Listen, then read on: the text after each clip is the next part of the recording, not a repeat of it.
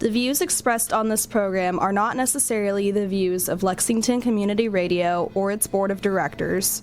The views expressed are solely those of the programmers. You are listening to Off the Cuff. Now, here's your host, Adam Banks.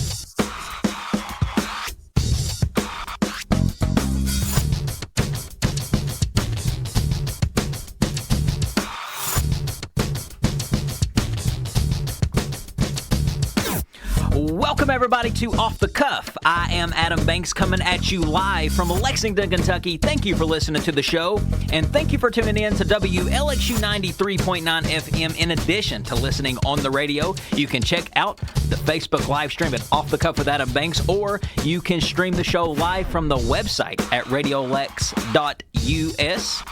I am broadcasting from the Deborah Hensley Studios here at Radio Lex on North Limestone. It is July the 13th, 2023, 4:01 to be exact. And I say 4:01 always to be exact because it takes a good minute to get through this intro, to let the music settle down, so we do come on at 4, but it's always 4:01 when I get to that point. It's been a good day so far. Thank you guys for listening in on this regular live broadcast. Last week, we had a special show where Renee Collins-Cobb and I did a crossover episode of two of our radio programs mashed together, and it was very music-y. A lot of musical talent came on the show, and it was a lot of fun. I hope you guys enjoyed that. That is in our archives on the Off the Cuff podcast feed if you want to check that out. But like I said, it has been a good day so far, but not the best day because, folks, I am very much a man of routine. I live my life in a routine. I wake up, I say my morning prayers, I do my semi-morning workout, go and get my McDonald's coffee and breakfast. But today, that was jeopardized because I'm always waking up early, enough to get McDonald's breakfast, but this morning I woke up past the McDonald's time. What is the McDonald's time? 10:30? That's a long time. I'm almost embarrassed to say I slept in that long, but I did. And because of that, I missed out on my McDonald's breakfast. And since I'm a guy of routine, that completely messed up my entire day. It just threw me off because guess what? If you're not there by 10:30, McDonald's is not going to serve you breakfast. It doesn't matter if you're there at 10:45, which is what I arrived hoping that they would serve me breakfast, but they did not. And I was not trying to have a cheeseburger that early in the morning. So I drove off hungry, still got my coffee, but nonetheless left very hungry and wasn't able to proceed with my regular routine of the day because it just threw me off. And it made me very frustrated knowing that McDonald's stopped selling breakfast at 10:30. That's very early. Because back in the day, before COVID, you used to be able to get breakfast all day. Since COVID happened, you can no longer get breakfast anytime you want. It stops at 10:45. It stops at 10:30. That's it. 10:45, 10:40, 10:31 a.m. You're not getting breakfast unless you're there by 10:30. And it is one of the many, many things that's happened since COVID-19. That's just different. That's just changed.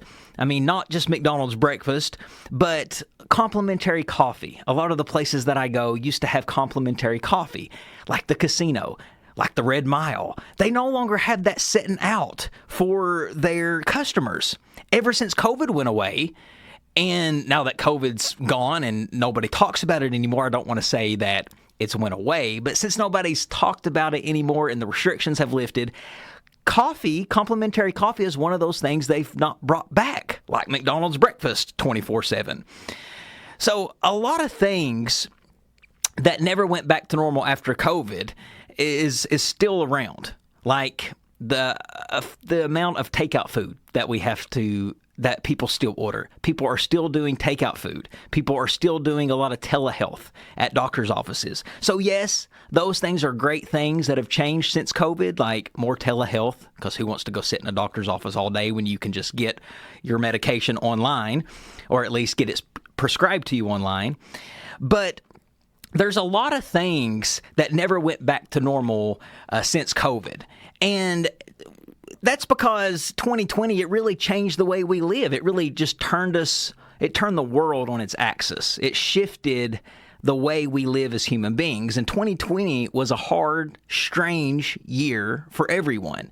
But as we now are 3 years post 2020, there are a lot of things that did go back to normal.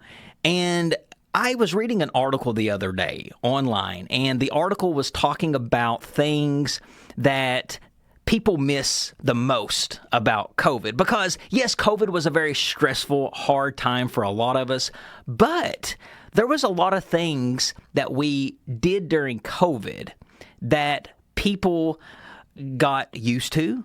People actually adopted and started using it in their everyday. And ever since COVID has kind of went away, there's a lot of things that people miss that they used to be able to do during COVID. For instance, in this article, it talks about the traffic. During COVID-19, there was no traffic. It was glorious. You could get on the highway, go anywhere you want, and be there in 5-10 minutes, which usually in Lexington takes a good hour if you have to get involved in traffic. There was not a need or an itch to go outside during COVID. And I don't know about you guys, but sometimes I feel pressured to go outside in today's age because all the people posting pictures online about being outside, and it puts pressure on making me feel like a piece of crap sitting on the couch all day watching my Netflix and Hulu. But there was no expectations to go outside during COVID. You were actually supposed to stay inside. There was no social expectations, and that was another thing that people were talking about. No social expectations.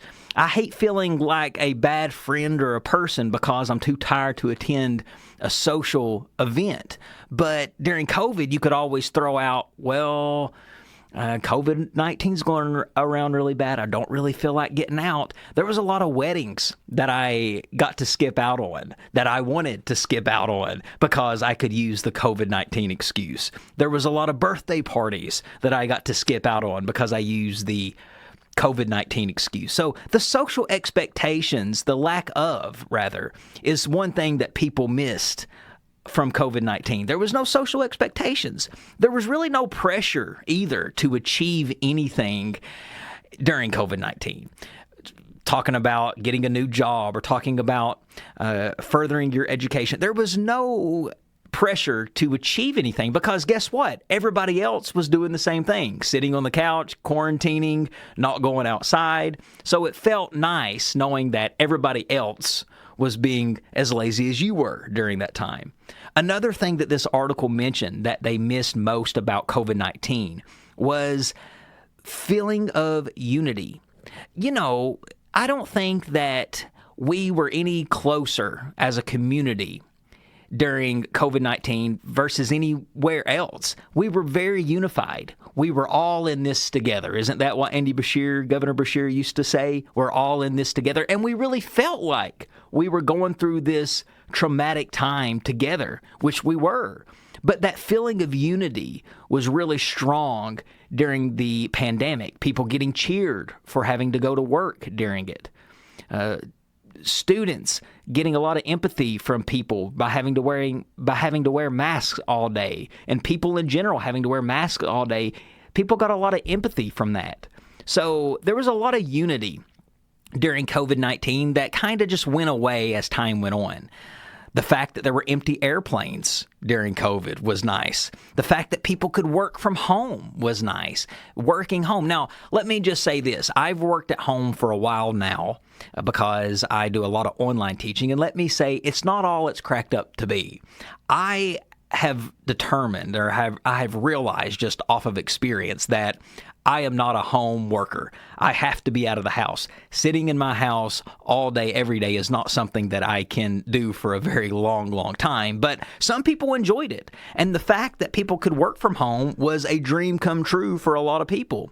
Online classes, we've seen a lot of those during the COVID-19 pandemic. Not so much nowadays. Maybe not so, though. Maybe a lot of people still are taking online classes. Maybe that's one thing that hasn't changed. Another thing, though, that they say in this article, things that have changed since COVID that people miss, is the fact that the fact that test scores from college admissions were suspended. I remember the GRE was not required during the COVID-19 pandemic. And I really thought about going and getting my PhD during that time, because the one thing that always kept me from getting a PhD was that freaking GRE score. It's very hard to achieve a high score in that, and the fact that they were going to waive it during the COVID-19 pandemic was a missed opportunity for me, but a lot of students took advantage of that and went to school without even having to submit ACT scores or SAT scores or GMATs or GREs. It was crazy.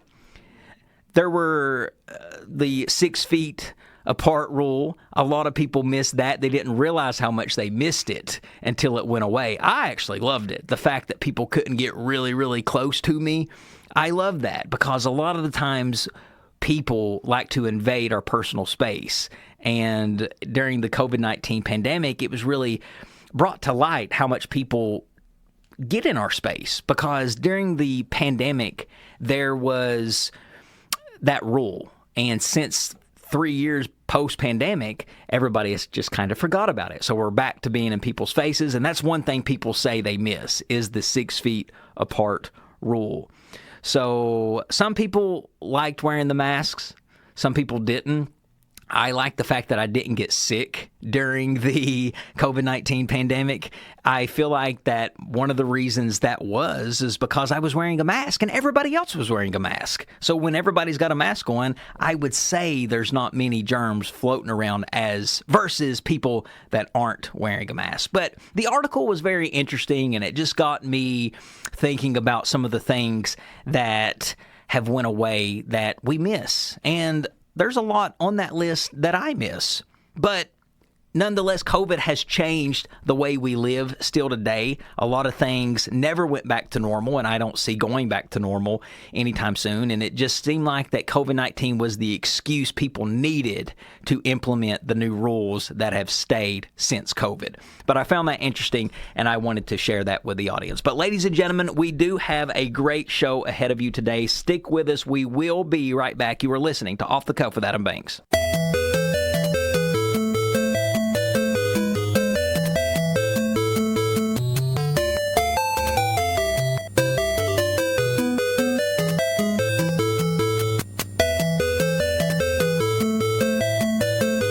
Back, everybody, to Off the Cuff. Adam Banks here with you. If you don't recognize this theme, you must have not had a really good childhood, because this is the theme of the game Tetris, an old arcade game back in the day. And this is one of the many amazing, recognizable video game songs that have existed throughout time. And one of the most important aspects of video games in comparison to other entertainment mediums is their ability to invoke. In the same way video game music brings forth that feeling in a way that makes it incredibly effective. Music in video games can bring back a lot of memories. Over time, composers continue to impress with their vast output of memorable and instantly recognizable themes like this one. There are many themes that have existed in video games that have been able to stand out as some of the most iconic and memorable theme songs of all time. And folks, I have compiled a list of the most recognizable video game songs of all time. And we'll start with this one. It's from Tetris, created by Alex Kostov and George Starakov. And this was created in 1989 and still holds true today, a theme that is 34 years old. People still recognize it. So, I have done a segment on this show before where I talked about the game Mario and all of the great theme music that came from the Mario video game. So, I'm not going to be putting Mario on this list because we've already discussed the entire music suite of Super Mario Brothers 1, 2, and 3. So, let's begin with this list that I have compiled of some of the most recognizable video game theme songs or theme music throughout time. Now, of course, there was Tetris, but folks, if we're going to make a list, we have to put The Legend of Zelda.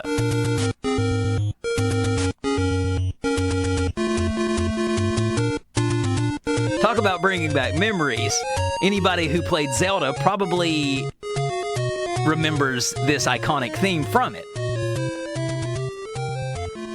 This theme is able to take us back to our childhood by just listening to it, just like Super Mario Brothers.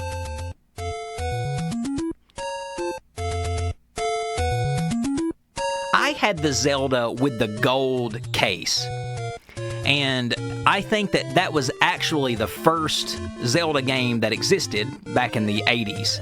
Nowadays, when they create the Zelda game, the original Zelda game, I don't even think they make it gold anymore. But I had the original gold Zelda game case. And when I stuck it in, I heard this music, and it just brings back nothing but fabulous memories.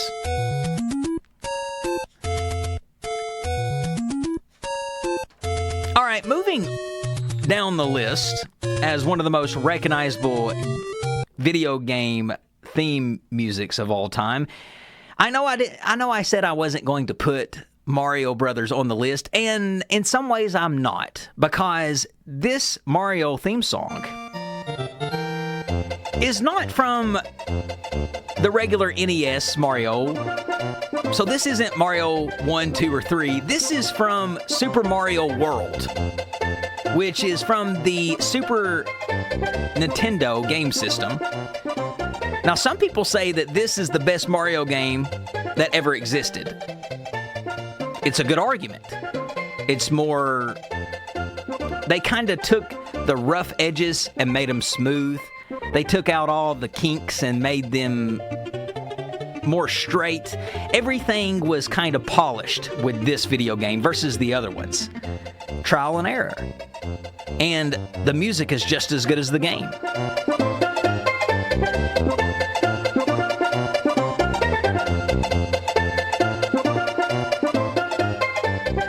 The same composer that created the original Mario theme is the same guy who created this one. Now, this will be the last Mario Brothers theme song I put on there because, let's be honest, we could do a whole show over the Mario music. I did a whole segment over the Mario music, so no need to continue down that rabbit hole. So let's continue down the list and look at some of the most recognizable video game theme songs throughout time. This one is definitely going to have to make the list. This is Pac-Man from Toshio Ka. He is the composer and director for the original Pac-Man music. Pac-Man, aside from Mario, might be the most recognizable video game of all time. It's definitely the most recognizable arcade game of all time.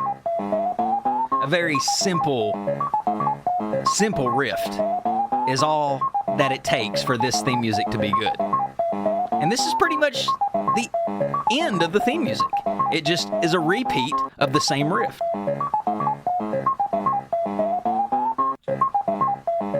Now, Toshio Ka, the creator of this theme music, this is the only theme music for a video game he created.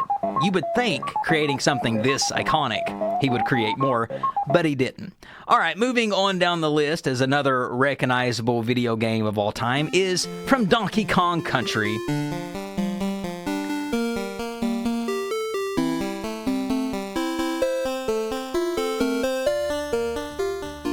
I know there's some Donkey Kong fans out there.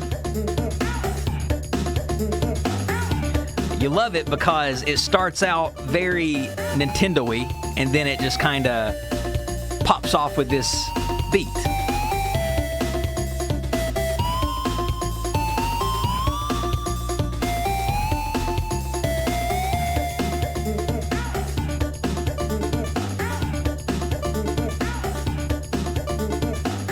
All right, coming up next on the list as one of the most recognizable video game theme songs of all time is this one from Skate or Die 2. I love this one, and I know a lot of people are thinking, Adam, I thought you said these video games were going to be recognizable. Well, this is Off the Cuff with Adam Banks, folks, and I have to put this one on here because I loved it so much. This is a amazing video game theme music because it actually has a song to go along with the music. Skate or die, die, die, die. Skate or die, die, die, die, die, die. It's a great song. I know there's somebody out there around my age listening that recognizes this song, and they almost jumped off the couch or out of their car from excitement because they're like, wait, I haven't heard this in forever. And unless you have played this game in the last, I don't know, it came out in 1990, so let's say 30 years, you probably haven't heard this song in that long. All right, next on the list is one of the most recognizable video game songs of all time. It's from Mortal Kombat. Test your might. Test your might. This intro theme from Mortal Kombat is called Techno Syndrome, and it was a song composed by Oliver Adams and performed by the Belgian techno duo group, the Immortals. The original 3 games were styled in a 2D fighting fashion. I loved Mortal Kombat. It was really easy to play, especially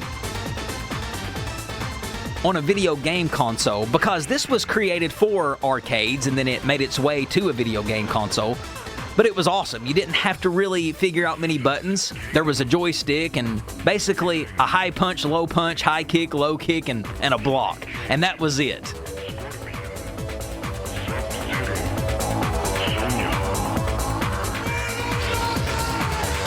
They made so many different renditions of the Mortal Kombat video game.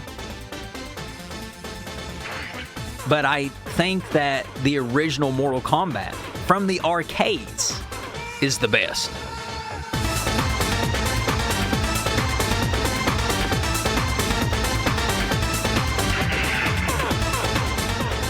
A great theme song for a great game.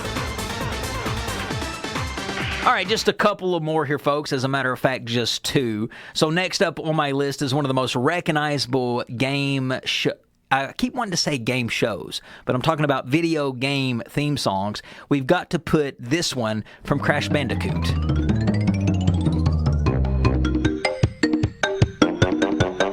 Josh Bicknell is the creator, and he's the one that is responsible for this music. He created the music for all 4 Crash Bandicoot games.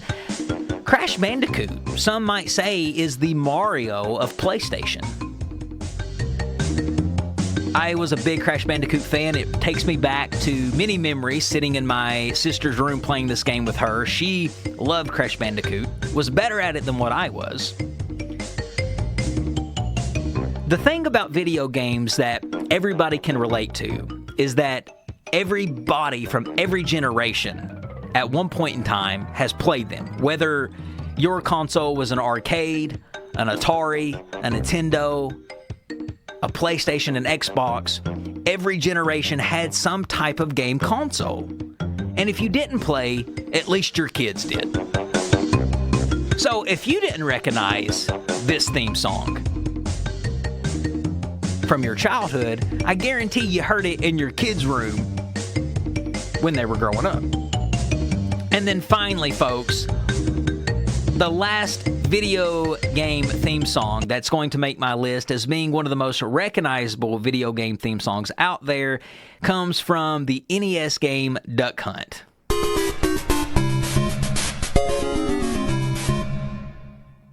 This music was composed by Hirokazu Tanaka, who did the music for several other Nintendo games at the time. The game's music was represented in the classic game's melody on the video game's live concert tour.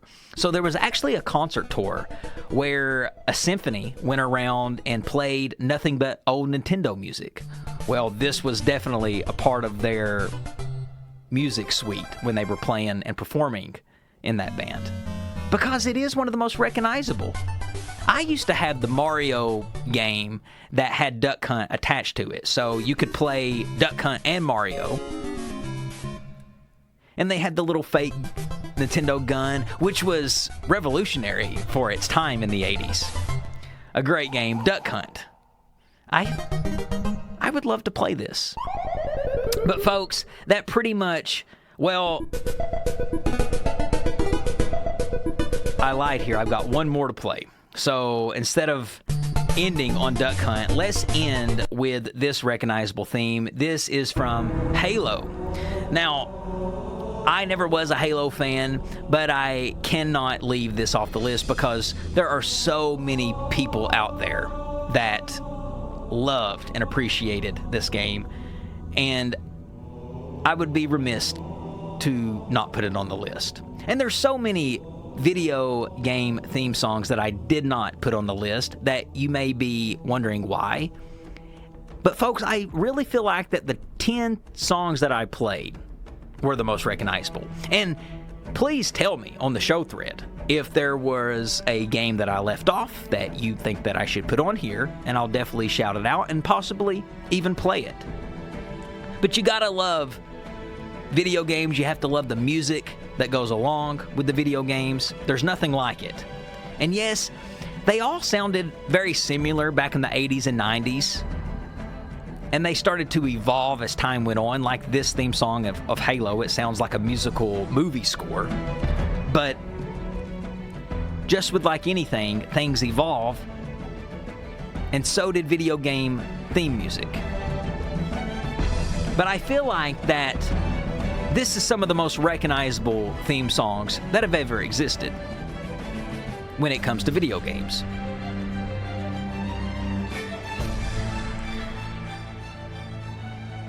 Well, let's think of some of the most popular video games of all time, not just the music. There's Final Fantasy, there's Assassin's Creed, there's Mortal Kombat, there's Fortnite.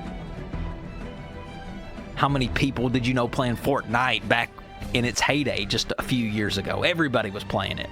There's GoldenEye 007, all the Super Mario games. That includes Mario Smash Brothers, that includes Mario Kart. There's Donkey Kong. Remember the Guitar Hero fad where everybody was jamming in their college dorm to a fake guitar? That was a fun game. You could eventually add other instruments to your band, and one friend could play the drums, one friend could play the bass while you played the guitar, and I think they even had a singing version where one person could sing. There was The Sims. I was a big fan of The Sims. There was Call of Duty, Tomb Raider, Crash Bandicoot, Sonic the Hedgehog. That was kind of like the Mario for the Sega Genesis. There was Pac-Man, Mrs. Pac-Man, World of Warcraft, Pokemon, Resident Evil was a big video game, Minecraft, Doom, Tetris, Duck Hunt, Halo, the music I'm playing now. Grand Theft Auto was a great video game. 1, 2, 3, 4, 5, 6, however many they made, they were all great, and they each got better as they went on. My personal favorite was Grand Theft Auto 3. Red Dead Redemption was a big one. And Zelda. Can't forget about Zelda. So many different popular video games, but I feel like that those are some of the most popular video games that have ever existed. Now, you're probably wondering, Adam, I never heard one sports game on there. Well, when it comes to sports games, again, I could do a whole nother segment on nothing but theme music that come from sports games and the most popular sports games that have existed. And maybe we'll talk about that on the show, but I found that very interesting. When I was playing video games the other day, I was playing Donkey Kong, and I have an old NES game system in it. I was listening to the music, and I was like, man, that's very recognizable. And then I was playing Tetris, and then I was like, that's recognizable. And then I was playing Duck Hunt, and that was recognizable. And I'm just like, there's so many different recognizable theme music on video games. Let's just talk about this on the radio. Let's go through and talk about some of the most recognizable video game theme songs throughout time. And there you go. That is the list that I compiled, and hopefully you guys were able to recognize them. But ladies and gentlemen, we still have lots more Off the Cuff with Adam Banks coming at you live after these words. Stick with us. We will be right back.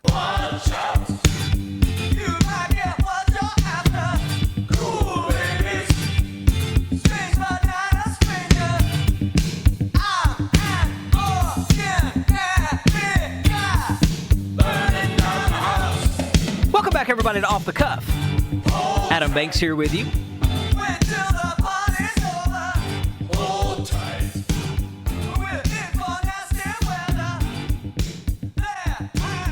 It's very hot outside, 88 degrees. Temperature is very high, still rising.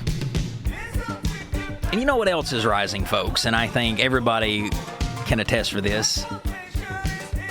That's rent. Not only is the housing market crazy, I don't know if you've been on Zillow here lately and looked at the amount of houses that are for sale that are over $350,000, $400,000 is insane. A house that would have cost you just 2 years ago $200,000 is up to $400,000. That is nuts. But not only is the housing market crazy, rent is ridiculous. I don't know how people are making it, as a matter of fact, if you didn't lock in a mortgage before COVID-19, or if you didn't really lock in that interest rate that was going really low right after COVID-19, like 2021. I think interest rates got to an all-time low, 2.7 as a matter of fact, 2.3 maybe even. But now it's skyrocketed back up to around 5-6% interest rate. And I heard, folks, that interest rates were going to rise even higher within the next couple of months. So let's get back to this rent situation here that apartments are charging people. Let's just say in Lexington. The apartment that I used to live at, the apartment complex, I paid a ton of money to live there. I paid over $1,000 to live there. Before I moved out, I was paying over $1,050, and I thought that that was an insane amount of money just to be throwing in the trash every single month. And when I say throwing in the trash, that's exactly what you're doing when it comes to renting, because you're not getting any equity. You really have nothing to show for it after that month is over. You're pretty much paying a construction company. You're paying their bills off. You're paying their mortgage instead of your own. So I thought that anything over $1,000 was just crazy and insane. But now, $1,000 would be a steal. I looked up just the apartments that I used to live in Lexington, and I'm not going to call you out. I'm not going to do that yet. Maybe I will if prices continue to rise. But I looked at two of the apartment complexes that I used to live in Lexington.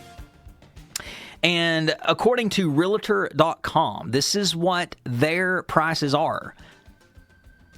The first apartment I lived in, I paid $750 a month when I moved in it. It is now up to $1,300 a month. That is insane. That is $600 more than what it was when I first moved in 2012. Now, when I last left my last apartment in 2021 before moving into my house, I was paying $1,050. Now, a starting one-bedroom apartment at that same complex went from $1,050 to $1,800 a month. $1,800 a month. Folks, that is only for 760 square feet of space. 760 square feet of space. One bedroom, very small living room, very small kitchen, one room, that's it. $1,800 a month. Who can afford that? Apparently people are, because the complexes look full. There's still furniture on all the porch decks when I drive by the apartment complexes. Where's people getting their money? I have no idea. But eventually, if it keeps rising like it is, there's going to be some serious issues with people not being able to live. If you just take the average minimum wage, which is $7.75 in this state, if a person works 40 hours a week making $7.75, they're not going to be able to pay rent with the cost that it is in Lexington right now. There's no way. You would have to get assisted living, and you have to make so little to get assisted living. So it's insane with what's happening in our housing market, in our renting market. It says here that people are saying on Twitter that their rent has went up by a couple of $100 in almost every situation. In Manhattan, that's in New York, the average monthly rent jumped to a record $5,000 a month. In Miami and Tampa, the typical rent is up nearly 50% since before the pandemic, and nationwide, the median monthly rent just topped $2,000 for the first time ever. That's the average monthly rent in the United States, $2,000 a month just to rent. Nothing to show for after that. It says here that a single parent working minimum wage would have to work almost 100 hours a week to afford a 2-bedroom apartment. So not only is it ridiculous that somebody who works in this country can't afford rent anymore, what about the people that are on a fixed income that can't go out and get a part-time job because they would lose the fixed income that they already have? Some people that I know are on a fixed income, people that are retired, for instance, that can't go back to work, or people that are disabled that can't go out and work. They're on a fixed income. And because of that, they're not able to make any more money rather than the money that they already make, other than the money that they already make. So if they only make $2,000 a month and rent is $1,800 a month, you telling me that you expect them to live off $200 a month? There's no way. I don't know how people are making it, but that's what's happening. It says here that the average Social Security payment for Americans who can't work due to a disability is about $1,236 a month. $1,200 a month is the average amount that Americans make in this country that are disabled. And rent is far beyond $1,200 a month. So good luck finding a place to live here in Lexington or any of the major big cities in this country. You're not going to be able to do it. You will be hard-pressed to find something under $1,000 in a small town. So many people are probably wondering, what's responsible for this increase? What made the prices of rent go up so much? A lot of the reason, folks, is supply and demand. Housing prices have increased so much that people have. The thing is housing prices have increased. So many people that may have planned to buy homes are looking to rent instead. So evicted families are in the market to rent a new place, and that's made the demand go up. So since the demand has went up, they've just priced it more. More people are looking for apartments because they got kicked out of their house, or they sold their house when the market was really good just a few years ago, and now houses are so expensive they can't get out of renting their apartment. So one of the biggest reasons for this increase is supply and demand. Giving out all of that money during the COVID-19 pandemic, all of that stimulus really hurt the economy too. Yes, it was fun getting those stimuluses, those $1,200 checks. I only got 2, but a lot of us got one like every 2 or 3 months. $5,000, $6,000, just money, give.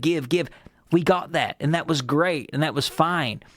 But a lot of people didn't think that when the country is giving out trillions and trillions of dollars to every American, well, that's how much combined it ended up being, trillions of dollars, giving stimulus to every American citizen that qualified, people didn't think that, hey, we've got to pay that back somehow. Of course it's going to mess up our economy. And we're really seeing the effect of it now. Rent is ridiculous. And folks, it's not getting any better, and I don't know if there is an end in sight. And all I'm going to say is the apartments that I did not call out online or on the air should be ashamed of themselves for charging people that much when they can clearly make it off of a cheaper price, because for years they did price their apartments cheaper. But now that everybody is upping their price, so are they. And I get that. I get raising prices, but you are pricing people out, folks, to where they can't even live. All they can do is go to work, pay their rent, and that's it. They can't even eat. They can't even afford to go to the gas station and get a pop and a bag of chips. Something has to change. But folks, we're going to take off the cuffs Song of the Week break. Try not to let the rent stress you out too bad. But let's take a little Song of the Week break with Pause by Run DMC. We'll be back after the song.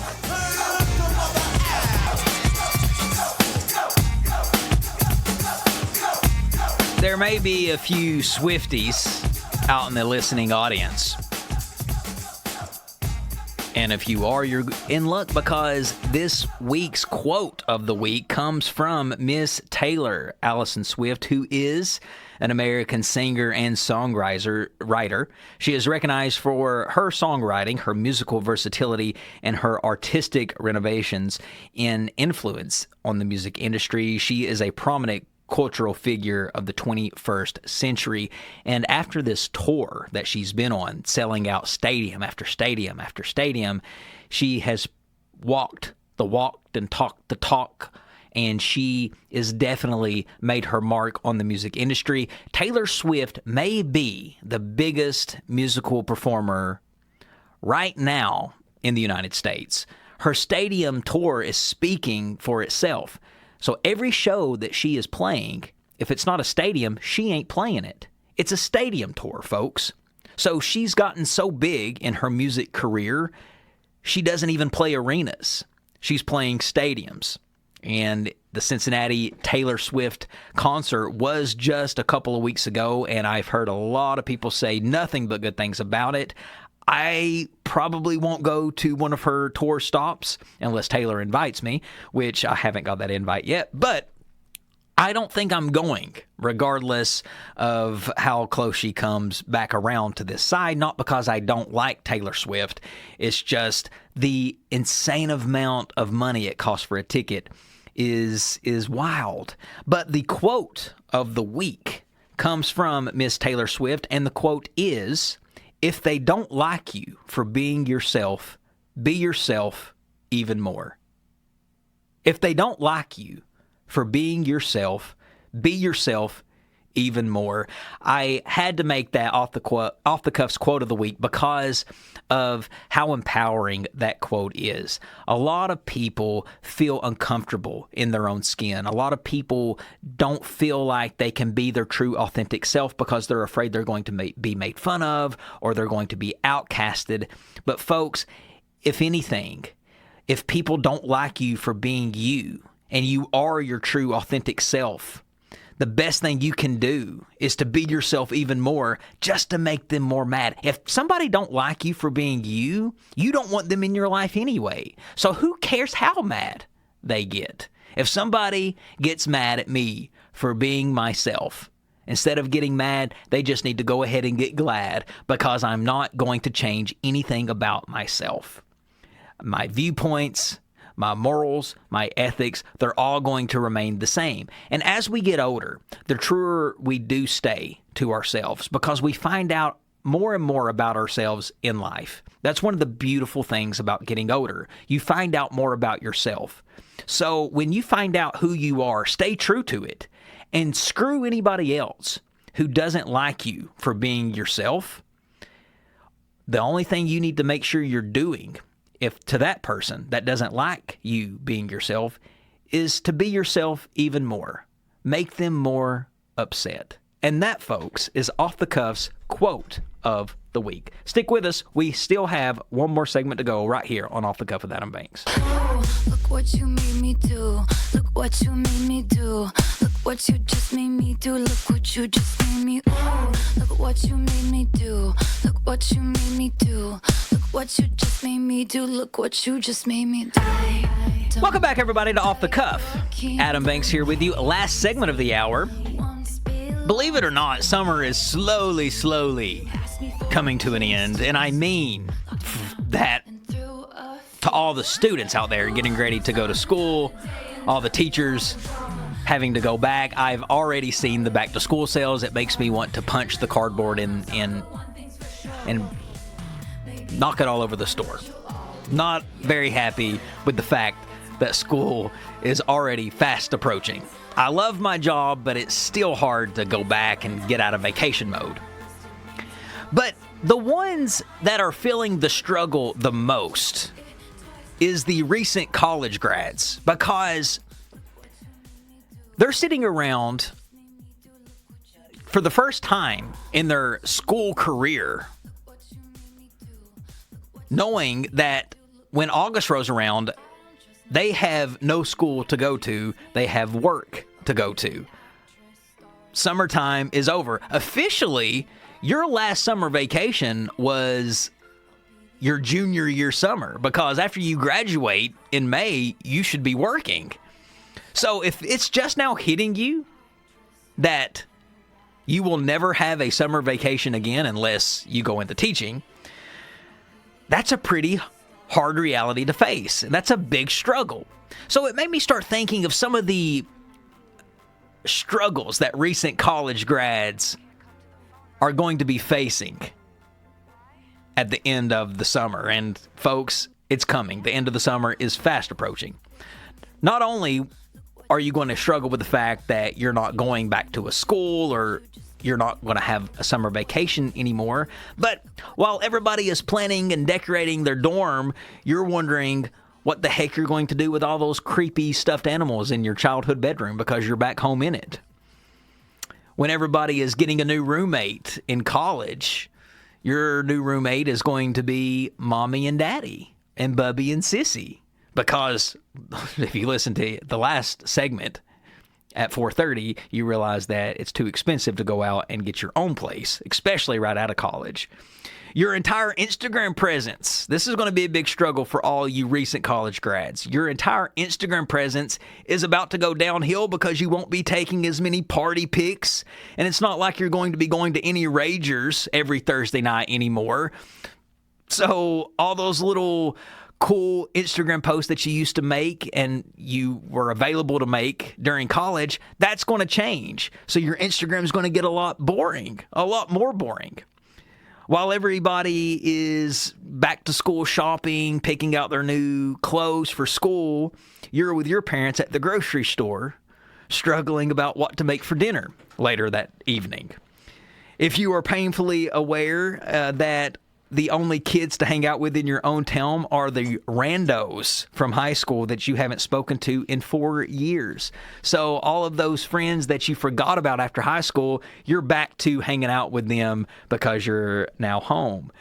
You will also struggle with the fact that you will have a weird amount of alone time and no lively college campus to keep you busy. And folks, sometimes life post-college can be very lonely because you go from all of this communication, being around thousands and thousands of people your own age, to nobody. And it's not like your coworkers are going to be your age. No, you're going to be working with coworkers that are twice your age and maybe even half your age, which sometimes can be worse. You're no longer going to have access, recent college grads, you're no longer going to have access to your school's free gym. So you're going to have to sign up for the gym like a regular adult now, pay those fees. While everybody is posting fun college pics online, you're going to be shaping up your LinkedIn and making sure it looks nice and pretty. Can be a struggle. Another struggle you recent college grads are going to have is the fact that you feel so unprepared for the real world because college is a 4-year bubble. And when you get out of that bubble, you are introduced to the real world, which can be a very scary place. You will also highly resent the fact that you no longer have a meal plan to feed you 24/7. And you're going to have to start paying for your own food bill, which can be a struggle. So you thought you were broke in college, but now the brokenness is really going to take place because not only do you have student loans, but you're going to have these little things that you have to pay or they'll shut your stuff off, and that's called bills. So when you're having to put more than half of your paycheck over to bills, you're going to think, well, that's not fair. Well, guess what? It's not, but neither is life. And you thought that another struggle you're going to have is you thought that your RA was strict on campus. Well, try living with your mom and dad after college, after being that independent for that long, going back and living with them. They're going to expect you to follow the same rules that you followed when he was in high school. That's going to be hard to go back to. That's going to be really hard to go back to. So a lot of things you're going to struggle at if you are a recent college grad. So I didn't mean to say these things to depress you, but it just made me think of some of the things that will be a struggle for all of you recent college grads. Party's over. Real world is here. You are technically not on summer break. You should be working after you graduate college. So if you graduated college on a Saturday on May the 15th, you need to be at work on May the 17th. Maybe take a week off. But reality is about to really hit a lot of you guys, and I think a lot of you guys will be stunned when it does. And if it's not hit you yet, it eventually will. But folks, we are going to have to take this time to close the show. I want to thank everybody for listening. You've been a great audience today. Ladies and gentlemen, you can follow Off the Cuff with Adam Banks on Instagram and Facebook by going to Off the Cuff with Adam Banks. You can follow the host, me, on social media at Off the Cuff with Adam Banks. We release new episodes every Thursday from 4 to 5 right here on WLXU 93.9, which means we will be back same time, same place. Ladies and gentlemen, I am Adam Banks, and this is Off the Cuff. I'll catch you down the road.